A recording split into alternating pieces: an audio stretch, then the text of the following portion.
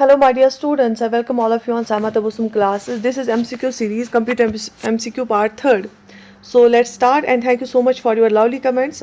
मैंने comments भी पढ़े, बहुत अच्छा response आ रहा है इस सीरीज पे. इंशाल्लाह इसको continue हम करेंगे. चलिए start करते हैं. Question number 1. Which of the following operating system developed by Apple? इनमें से इन operating systems में से कौन सा operating system है जो Apple ने develop किया? आपको ऑप्शंस देखें यहाँ पे, और एप्पल ने जो डेवलप किया है वो है Mac operating system, Mac OS. So option D here is the answer. Question number 2. What is the full form of the DBMS? आपको यहाँ पे ऑप्शंस देखे हैं. Database maintain system, desktop marketing system, database management system, durable management system. And yes, the right option is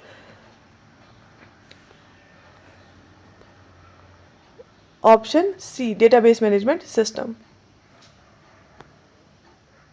what is the base of octal number system? Octal number system का बेस क्या है? Binary का 2 होता है, decimal का 10 होता है, हेक्साडेसिमल का जो है 16 होता है, ऑक्टल का 8 होता है. Option A here is the answer. Which of the following is used in first generation computer? इनमें से फर्स्ट जनरेशन कंप्यूटर में क्या यूज किया जाता है? Integrated circuit, vacuum tube, transistor, VLSI circuits, none of these. And yes, the right option is first generation computer में vacuum tube technology इस्तेमाल हुई थी, वैक्यूम ट्यूब्स का इस्तेमाल हुआ था.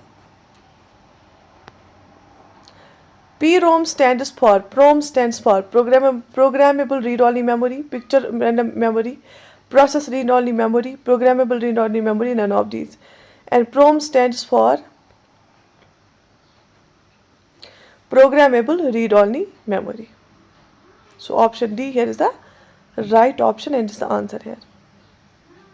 आप इसकी एक्सप्लेनेशन पढ़ सकते हैं. COBOL is used for which of the following purpose? COBOL किसके लिए इस्तेमाल किया जाता है? Scientific calculation, business and finance, application development, network security, none of these.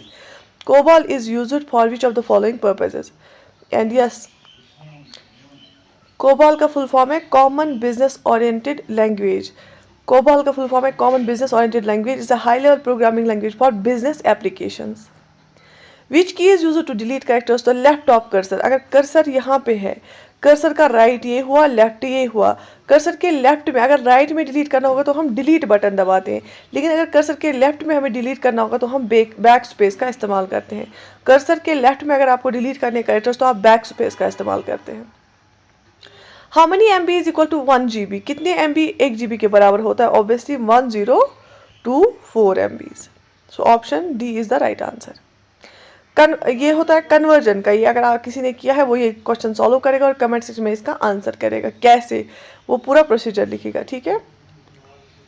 इनएक belongs to which computer generation? ENIAC किस कंप्यूटर जनरेशन को बिलोंग करता है? First, second, third, fourth, none of these. And yes, ENIAC जो है first generation computer को belong करता है.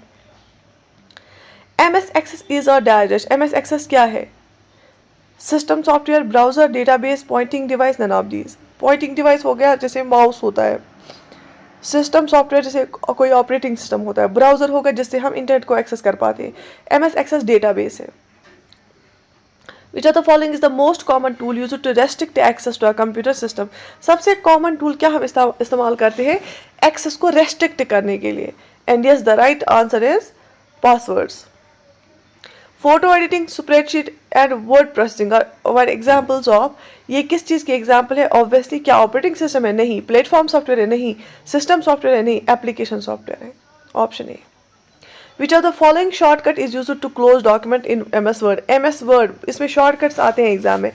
MS word में जो है कौन सा डॉक्यूमेंट को क्लोज करने के लिए इस्तेमाल होता है? Ctrl+W. What is the base of hexadecimal number system? Binary का बेस 2 होता है, डेसिमल का 10 होता है, ऑक्टल का 8 होता है और हेक्साडेसिमल का 16 होता है. So option B 16 is the right answer. In second generation which type of memory was used to store data? Second generation computers में कौन सी तरह की स्टोरी को इस्तेमाल किया गया डेटा को स्टोर करने के लिए? Paper tapes, magnetic drum, magnetic core, magnetic tape, none of these. And yes, magnetic core का इस्तेमाल हुआ. In second generation magnetic cores were used as primary memory and magnetic tape and magnetic disks were secondary storage devices.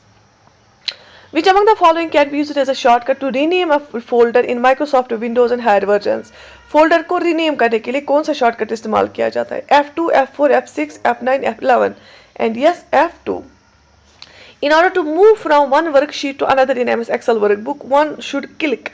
अगर आपको workbook जो MS Excel की होती है, अगर उसमें आपको एक शीट से दूसरी शीट पे जाना है, आप क्या क्लिक करोगे? Active cell, scroll bar, sheet tab button, none of this. और ऑब्वियसली हम शीट टैब को क्या करेंगे? उस पर क्लिक करेंगे। एक्टिव सेल का मतलब होता है करंट सेल जिस पे आप अभी काम कर रहे हैं। स्क्रॉल बार आप ऊपर नीचे कर सकते हो। We shortcut key is used to check spelling and grammar in MS word. Spelling और ग्रामर चेक करने के लिए कौन सी की का इस्तेमाल किया जाता है वर्ड में? F7। हमेशा याद रखना, F7 को हम स्पेलिंग चेकिंग के लिए इस्तेमाल करते हैं। What is not a storage device? इनमें से क्या स्टोरेज डिवाइस नहीं है? DVD, floppy disk, hard disk, CD, ये सारे क्या है? Storage devices. Printer storage device नहीं है, ये आउटपुट डिवाइस है जहाँ से हम प्रिंट करके लेते हैं, हार्ड कॉपी आउटपुट। ठीक है, सो ये क्विक एक रिवीजन था आज के सेशन में, और इस ऐसी सेशंस हम क्विक जो MCQs हैं रोज किया करेंगे। Stay connected and share it with your friends. I wish you all the best. Take very good care of yourself.